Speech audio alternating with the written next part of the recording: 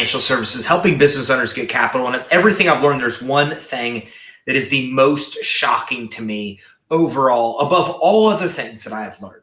And this one thing is what actually prevents business owners from getting approved when they need capital. Now, you more than likely have applied for a credit card, a loan, or a credit line and been denied. And you more than likely have thought that it has to do with your time in business or the revenue or your personal credit score, the lack of business credit, amongst other things.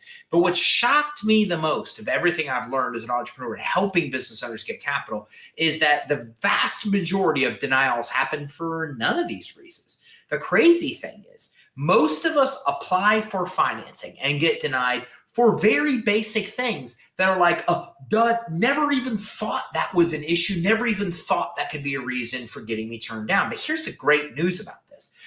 Almost all of those denials can easily be turned around, and we can start getting way more approvals and denials if we just fix some very basic things. If we get into a lender's head and we know what lenders are really looking for, and then when we know what they're really looking for, then we can fix and adjust some things in our own business to create the perception of what they want to see. It's 100% ethical. It's 100% legal. It's just a matter of knowing what lenders are actually looking for. So lenders call this fundability. Lenders call this lendability. There's a lot of names it goes by, but this is what they put in their computers as the basic check into their algorithm of whether or not you are worthy of getting money. Don't get me wrong. I know you're worthy of getting money. It's why I'm here to teaching you the code. But a lot of lenders don't. A lot of lenders immediately see things that are the reason that you're getting denied. And these are things that are very basic and easy to fix. So today we are going to talk about this. We're going to look at, is your business really fundable? And I'm going to look at 7 things, just 7 things that you can do right now. Like you could do all of these 7 this week and make an exponential increase in the probability that you'll get approved. What I'm saying is that you make some changes in these 7 very, very, very simple basic areas, then you will start going from chasing lenders to lenders chasing you. You will start going from denial to pre-screened offers where they're actually soliciting you. They're chasing you. They're giving you pre-approved offers because you are the one that they want to lend to. This is what gets you automated and immediate approvals. Everything we're looking for to be able to get the money we need to fund our business is all in this formula. So I want to dive in today. I want to decode this. I want to decode the 7 things you should be doing to make your business fundable. And by the way, okay, if you haven't done one of these 7 things, that's why you're getting denied. If you're not getting approved, if you're not getting as much money as you'd want, if you're not getting the rates and terms you want to get approved for, it's because of these 7 things. You fix these 7 things and you're going to see all of that turn around. By the way, if you're just coming in like Mike did from St. Louis, give me a shout out. I would love to say hello to you right here on the live stream. And if you can give me your company name, I'll give you like a free plug right here on the live stream. And Famarillo Travel, thank you very much for coming in from YouTube and saying hello. Okay, so let's talk about this business fundability. Think of it like this. The very number one thing that lenders care about is if your business is even legitimate. Are you legitimate? Are you credible? Or are you just somebody that threw up a sole proprietorship overnight using all your home information and now you're out there running a business trying to get money? It's the very first check that lenders do, and this is where most of these 7 live. Because if you don't pass this basic first, let's say, sniff test, you automatically get denied because of before you even get to revenue verification, credit, and any of that stuff. So let's start with the basics. Do you have an entity set up? And what entity do you have set up? The pecking order from a lender's perspective, corporation is number 1. They want to see you're an S Corp. They want to see you're a C Corp. If you are a corporation, that gives you a ton of credibility just because you chose that entity type. Now, it makes no difference which kind of corporation you choose. From a lender's perspective, a corporation is the most credible of the entities. It's what they love to see. Second behind that is an LLC, a limited liability company. So if you're not a corporation, for whatever reason you choose not to be, then you really want to at least be an LLC. These 2 are the most credible entities. If you're not an LLC, if you're not a corporation, then you might face some problems with getting approved. As a matter of fact, a lot of lenders will automatically decline you if you are a sole proprietor, for example. Then maybe you're a partnership. Okay, you might be required to be a partnership. If you're an attorney and the way that the laws work and liability, you might have to be a partnership. But you really want to choose to be a corporation. You want to choose to be an LLC, corporation preferably, LLC if not. Those two give you a ton of credibility just because of your entity type. Now, the second thing we want to look at is, does your business have a bank account? So my personal trainer came to me and said, hey, I need to get some money. I want to grow this business. I said, how much you do in a month in revenue? He told me, I said, you could probably get this much in financing. And he said, that's great. That's more than what I even need. I said, fantastic. Well, let's get it started. When the first problem we ran into is he was using his personal bank accounts to take all of his personal training clients and run them through. And I was like, Rob, why are you doing this? What's going on? Why would you do this? You could instantly get money in 24 hours if you would just have the money go into your business bank account. And you know what? He had a bunch of excuses, none of which were valid. If your business is legit, your business should have its own bank account. As a matter of fact, when I set up an entity, what I do is I go through the steps to set up the entity. I get the entity set up online. I get my proof that I set up the entity. The next step that I do is I file for my EIN and I go to my bank and I set up a bank account. Look, there's a lot of reasons you want to have a business bank account. Separation of personal and business expenses, legitimacy of the business, blah, blah. But here's the other thing, is that the bank account calculates into multiple different scores. Check Systems has a score. Banks have something internal called the bank rating, which is the likelihood of you getting money for your business through the bank. There's multiple credit scores that look at things, including how long your bank account has been open. Because as a matter of fact, if you changed corporation names or somebody bought your business and there was an ownership change, a lot of cases, they look at the date the bank account started as the date the business started. Literally, lenders will look at the date that your bank account was first set up as the date the actual company was formed in some cases. I can go on and on about the importance of having a business bank account, but equally important to having it is how quickly you set it up into the life of your business. So get a business bank account set up. It doesn't matter where, but you need to have it done as quickly as possible to get the highest ranking in those scores that calculate your fate with your ability to be able to get money. The next thing, you need to have a proper address for your business. Let's talk about some do's and don'ts. A lot of business owner thinks they're going to go to a UPS store or an equivalent like iPostal, and they're going to get an address because they don't need a physical address, and they want what looks to be like a business address to lenders. Surprisingly, that is the absolute worst thing you could do. As a matter of fact, lenders would rather see a home address than a UPS address or an iPostal address. So why is that the case? Because if I use a UPS address, it is not a secret address that lenders don't know. Don't believe me? Go Google it. Like if you have an address from a UPS store right now, go Google it and then type images, hit the images button in Google. And what you're going to see, the very first of 5 pictures, one of your top 5 pictures, if not all of the 5 pictures, are going to be pictures of the UPS store. Lenders know when it is this kind of address, and here's why. See, back in the 80s, the government decided they needed to know the difference between real addresses and these mailbox addresses that were places like UPS.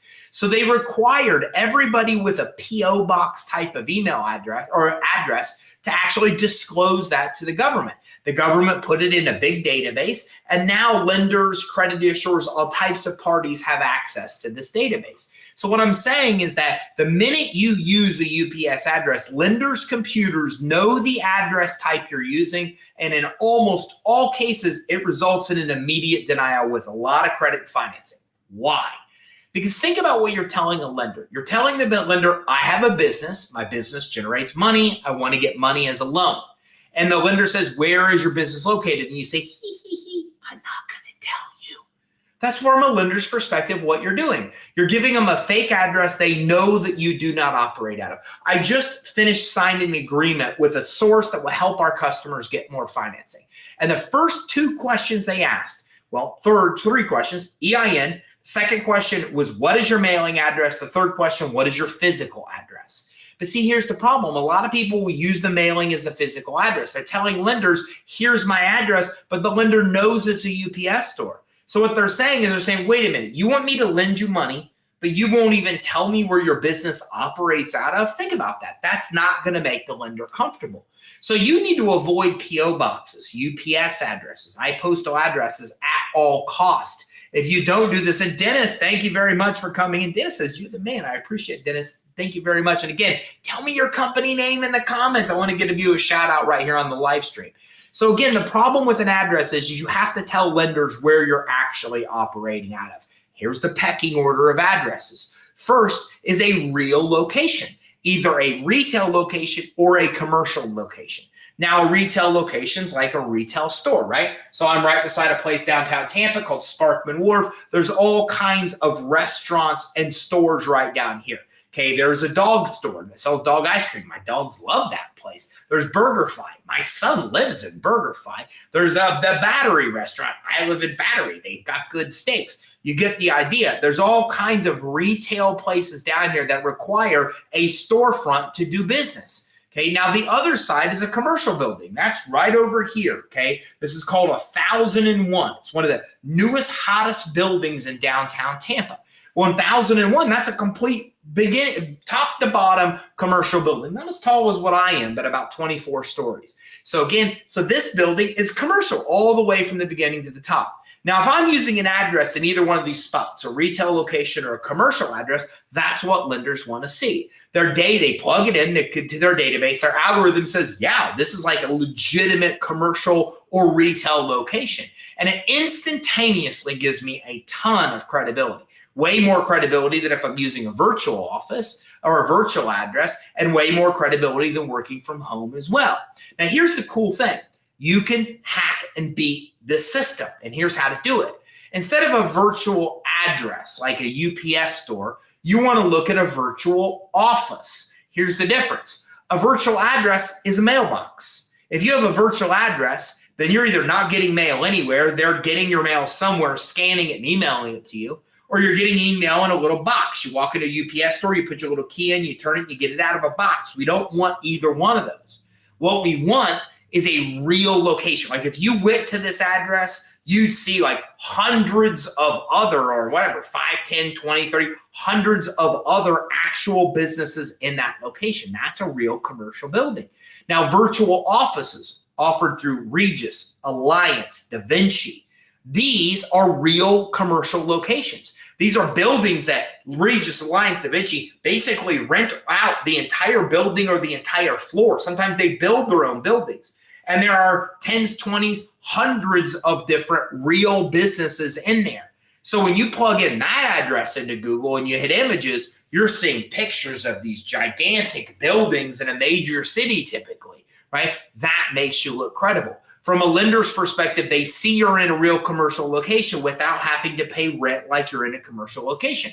A lot of these virtual offices are $50, they're $60, they're $40, they're $100. They're somewhere between $40 to $100, depending on how big the city is that you're looking. So they're very cheap, they're very affordable, and it goes a long way towards giving a lender or credit issuer the perception that I'm a big business operating out of a big commercial space. Think about that. If I'm going to go over here to 1001, this commercial building beside me, and I'm going to rent an office space there, I guarantee that I cannot get an office, even their smallest office in there, for less than $3,000 a month.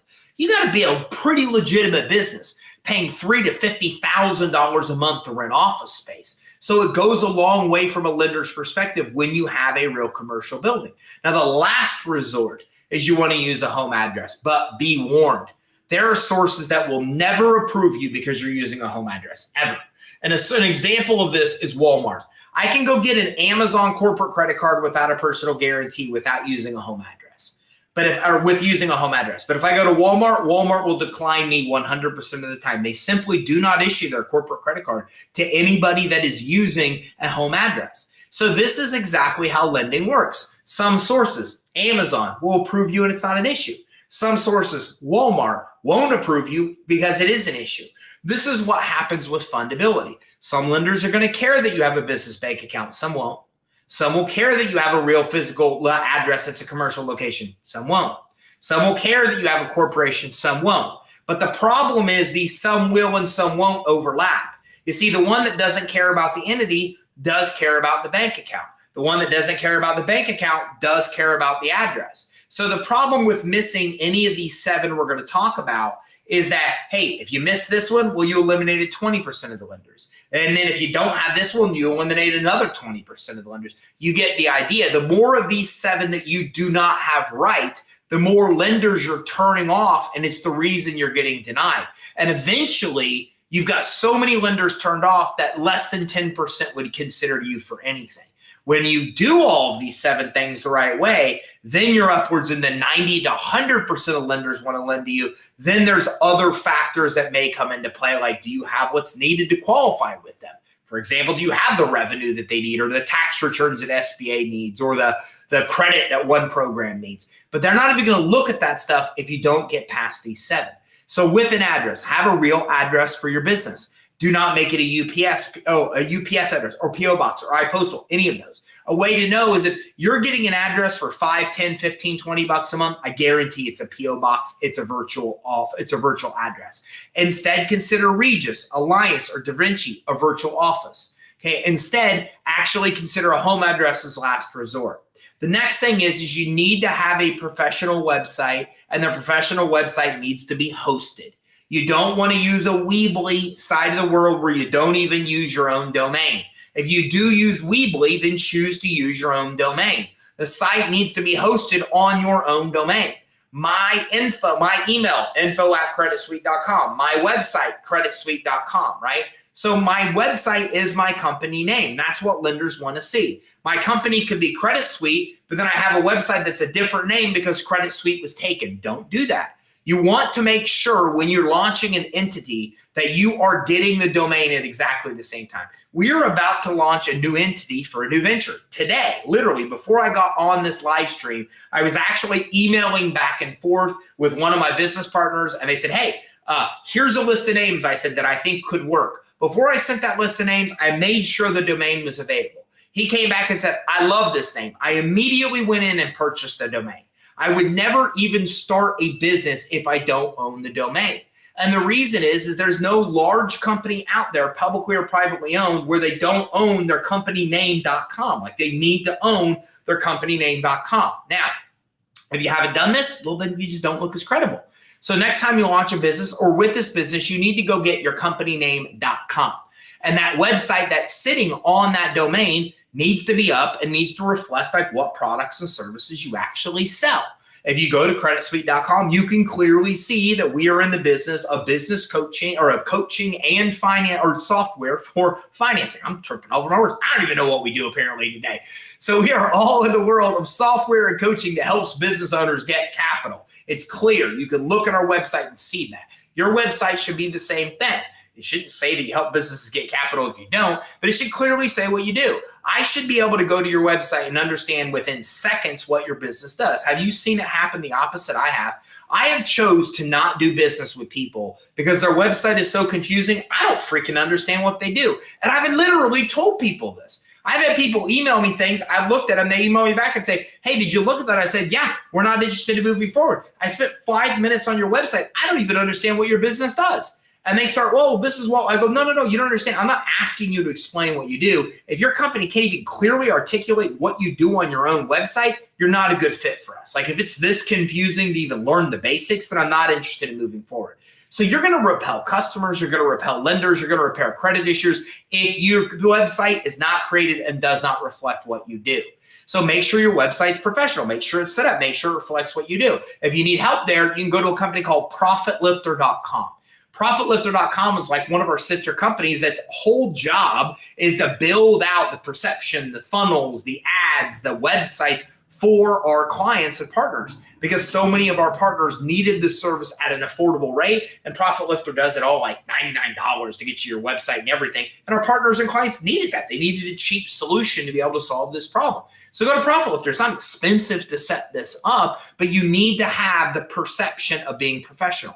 And your email address needs to be the same as your domain. info@creditsuite.com. Website is creditsuite.com. Same thing with you. Info@ is a good one. Info@whatever your domain is.com. Don't use a Gmail. Don't use an AOL. Don't use a personal email address. I don't know about you, but I've absolutely not done business with people that approach me with Gmail addresses. If there's anybody that I'm like, I don't know, how credible are they? I look at that address. If they're using a Gmail, I almost always write them off. Rarely ever do I buy a service from somebody using a Gmail. So you're repelling customers, you're repelling lenders if you're using a personal email address. So make sure you have that business email address that's congruent again with your business website.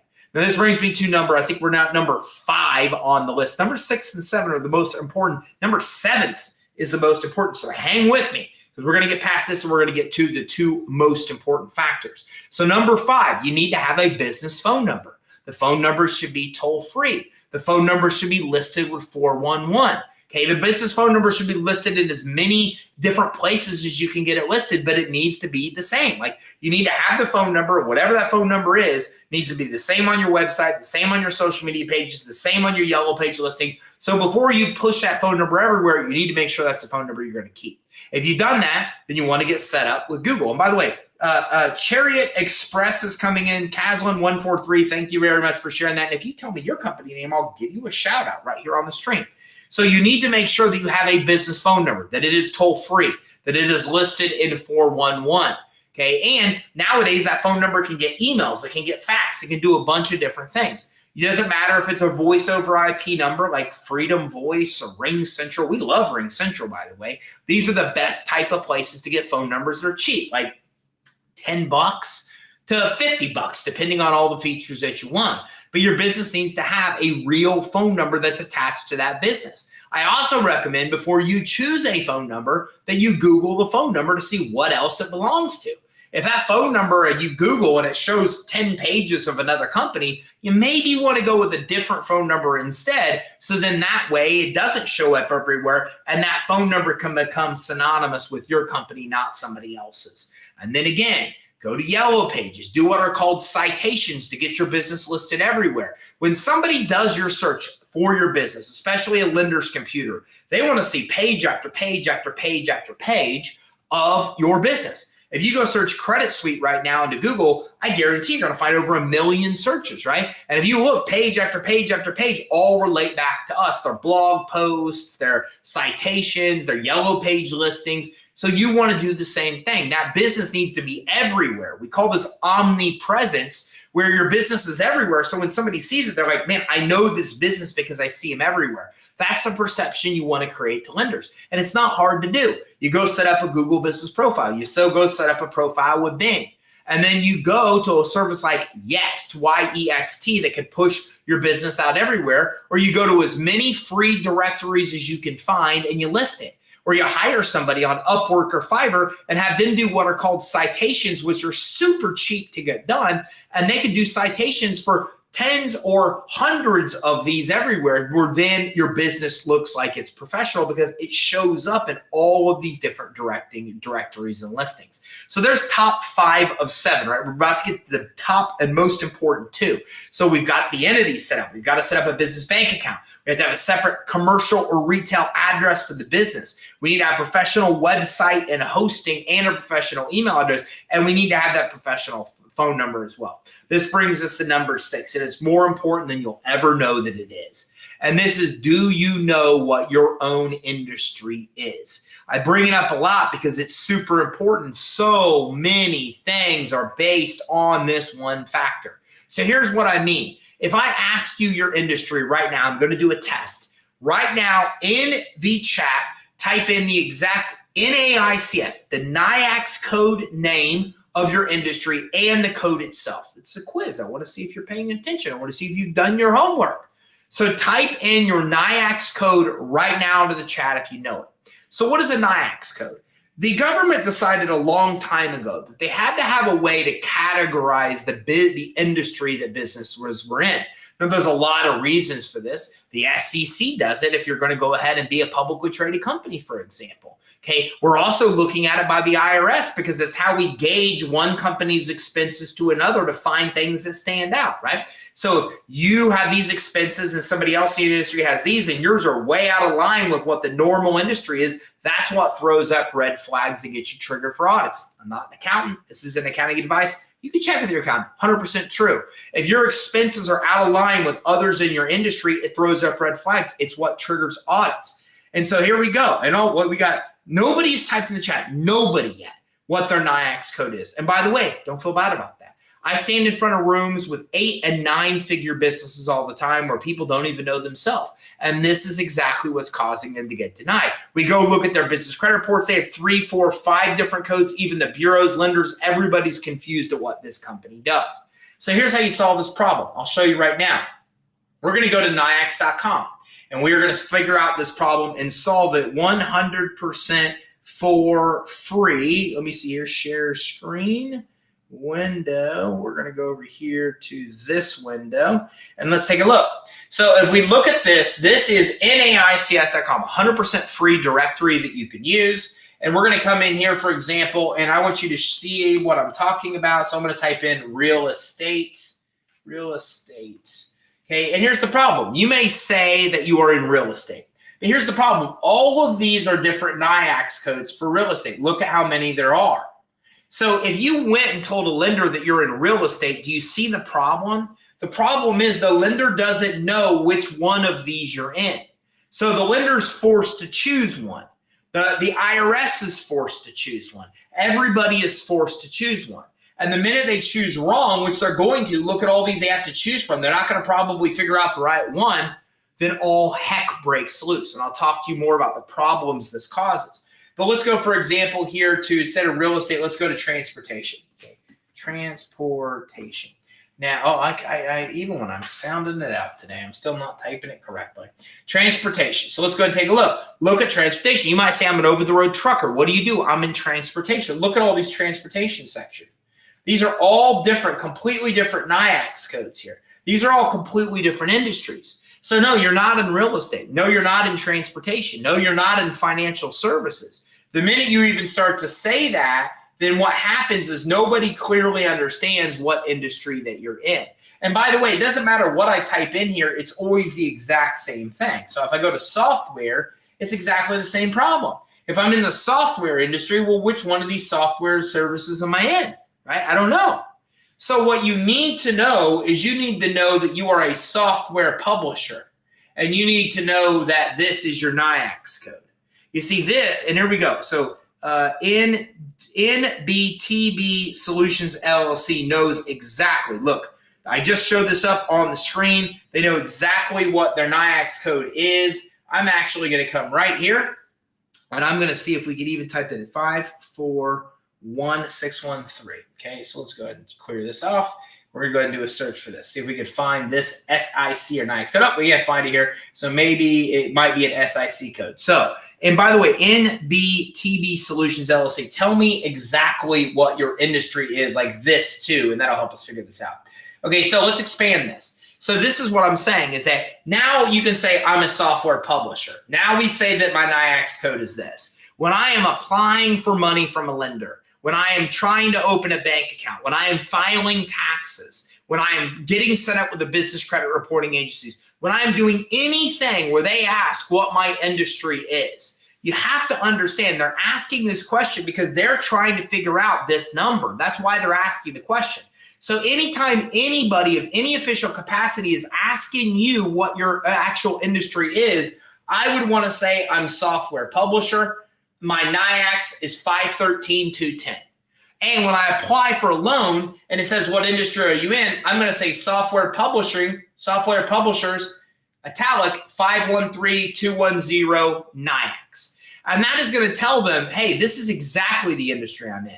So when they come in and they type in software like I did and they pull up these, they're going to search their list and say software publishers 513210. This is it.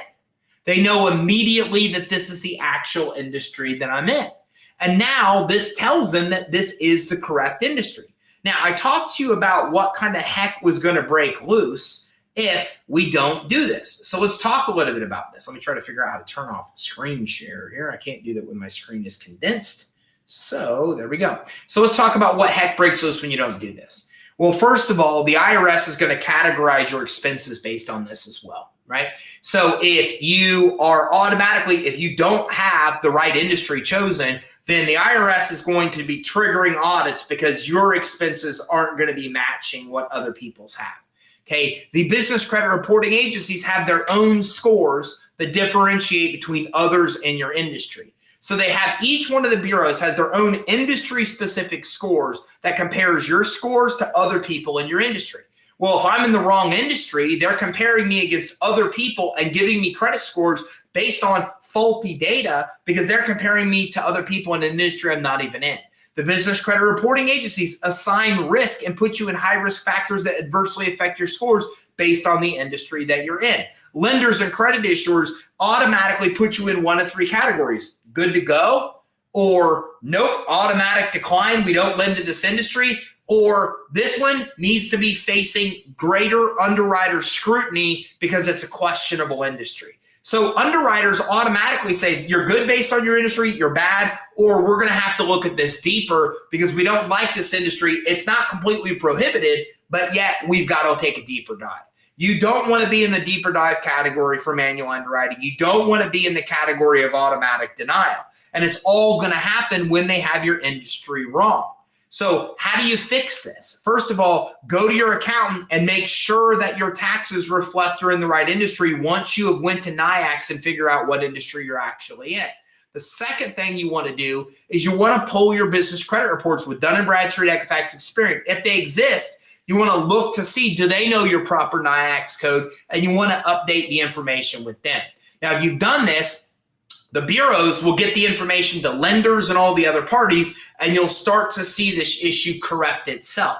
If you haven't set up the business right yet at this point, well, then congratulations, you're going to get it right from the beginning.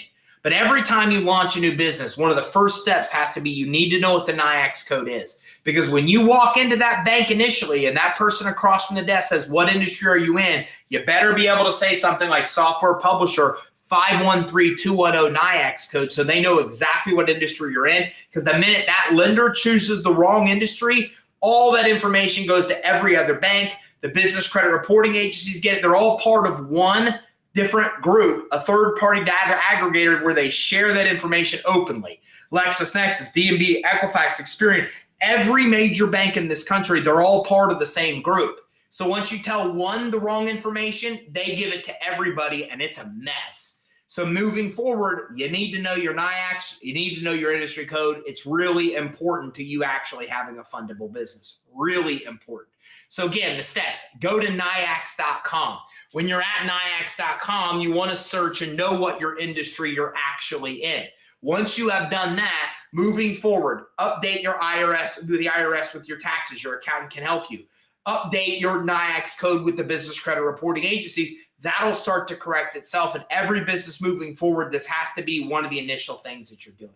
Now, this brings me to the number one most important thing that you need to do to make sure that you are credible and fundable to lenders. And it's going to start with a question. I want you to guess. What is the number one reason that loans, credit lines, and credit cards get turned down? Type it in the chat. Take a guess.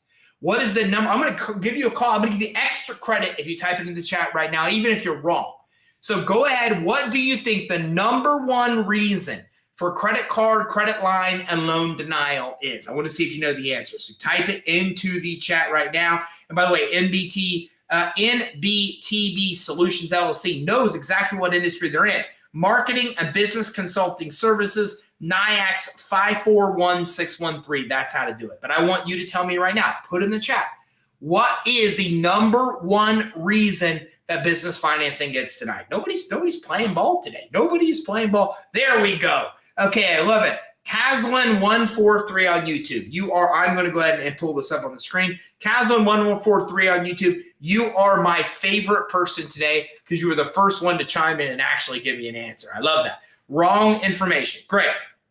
TCB says not having the correct foundation. That's great. That's stuff that we've talked about today. I love that as well. Okay, so anybody else want to type in a guess? Take a guess. Take a guess right now. I want to tell you exactly what the answer is.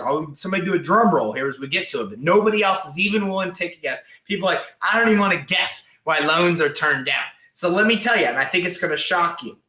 Lenders' number one reason for denying an application for credit or financing is fraud. They think you're fraud. They don't even think you're real. They do not think your business is even legitimate. They think that your application is fraudulent. And here's what's shocking. More than half of all applications for credit financing are turned down because of this reason. So that means for every 2 people that apply for credit financing, 1 of those 2 is turned down for this reason and this reason alone. And by the way, Nakam, thanks for guessing NAICS code, and Bert, thank you for guessing bad name. It's fraud. They think you are a fraud. So what causes the lender to think a legitimate business like yours is fraudulent? Here's what happens. The information they search for, their computers put all these crawlers out in the world to validate that your business is real. You see, look, you've been susceptible to fraud. I have too, right? All kinds of scams through my text, and I'm the UPS, and type in this address. We can't deliver our package. All kinds of things. My team members and say, hey, Ty, I want you to send money to us right now. All kinds of different problems come up, right? But think about banks. Banks are inundated with fraud. So banks' computers, the number one thing they look for is this applicant legitimate or not? So then what the computer does is it takes your information and it goes into the world and searches that information to make sure the information you put on the application matches everywhere else it finds. And 9 out of 10 times, it doesn't match. They go to the Secretary of State and your business information doesn't match. Your address is off, your phone number's off, your website, your email, the spelling of your name.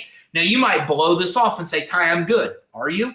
90% of the business owners we talk to don't pass this test. 90% when we go to Secretary of State, we find incongruencies between what they're putting on an application and Secretary of State. Here's why. You set up your business, right? And then you go set up your entity, then you get an address, then you get a phone number, then you get a website, then you get an email. Then you forget to go back to Secretary of State and update it there. You would never even think of doing that. Now you're applying for all this stuff and the information's incongruent. The lender's computer says, wait a second, this applicant, I can't even validate they're real. We found somebody similar on Secretary of State, but the information doesn't exactly match. They look at Yellow Pages. They look at Yelp. They're looking at Google Business Profiles. They're looking at Bing profiles. They're looking at your social media. How many times have you changed something like your address and forgot to change your social media? And like 2 years later, you're like, oh, freak, man, I forgot to do that. Have you ever looked at your company description on your company Facebook page? Go look at it. You'll do what I do. Go, man, I haven't updated this thing in 3 years. We forget to update it. So what happens is now their crawlers are going out and they're saying Secretary of State doesn't match, website doesn't match, these Yellow Page listings don't let. We can't validate this applicant's real because we're finding it out online, but the information doesn't match everything precisely on what's on the application. We think it's fraud. We're pushing it back to underwriter with fraud flags. Now you are relying on the underwriter to trump the computer and tell the bank that the application is real. I wouldn't count on that. You got somebody $40,000 a year whose job's on the line. They're about to trump a computer and tell the lender to lend the person money anyways, even though the computer says they're a fraud. Okay, that's not going to happen. So what happens is most of those cases now, the underwriter agrees with the computer even when you are legit, the application is denied and you never even know why. They never tell you because they're not going to come and go, hey, we think you're fraudulent because your stuff doesn't match. What would you do if you were a fraud? You would go fix the reasons that's getting you turned down and reapply. So they're not even going to tell you this is the reason, but it's the reason more than half of all applications are denied. So to fix this, you have to make sure your information is congruent everywhere. The IRS, the Secretary of State, everywhere it's listed online. You want to make sure the business credit reporting agencies, your social media, your website, all of that information needs to be 100% congruent. If you only did that one thing, you would overcome what causes more than 50% of the denials, that one thing. But let's do all 7. So let's go back and review. Set up a proper entity, preferably a corporation or LLC. Set up a separate bank account for your business as soon as you possibly can. Have a separate address for your business. It should be a commercial or retail location. If not, use a virtual office through a place like Regis, Alliance, or DaVinci, and use a home address at absolutely last resort. Get a professional website set up and a professional email address where the URL of the website is congruent with the at part of the email address. Have a separate phone number set up for your business. Voice over IP numbers are fine, like through Ring Central and through places like CallRail or Freedom Voice. The next thing is you got to make sure you know what your NAICS code is. I showed you in this training how to find it and how to fix it. And the last thing is you've got to make sure that all your information is congruent. If you did these 7 things, Congratulations, you now have a fundable business. Now, at Credit Suite, we actually have what's called a fundability score.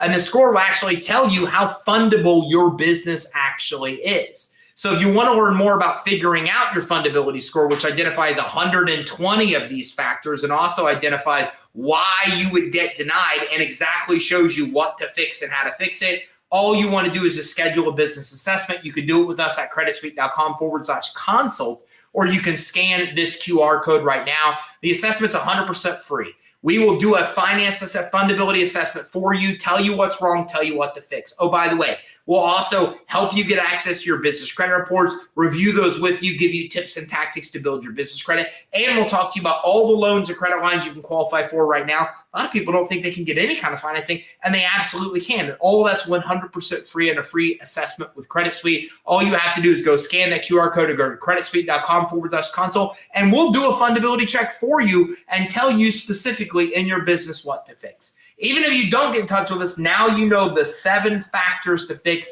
to become more fundable, and this is what gets you automated approvals, pre-screened offers, at what gets lenders to chase you instead of you chasing lenders. Hey, thanks for tuning in. Did you get value from this training? If you did get value from this training, then please go and make sure you like and subscribe on the channel that you're watching in. And by the way, Trina, thanks for saying great information. And Caslin says, I have a call with Al from you guys today. I love Al. Al is one of my favorite AEs here at Credit Suite. Caslin, do me a favor. When you talk to Al, tell them that Ty personally said, hey, I talked to Ty today, and Ty wanted me to tell you hi. That'll throw him into a loop, and then he's going to make sure he takes extra care of you because you said, like, hey, I talked to Ty today. Ty said to tell you hi. One is 100% accurate because we're doing it all right here.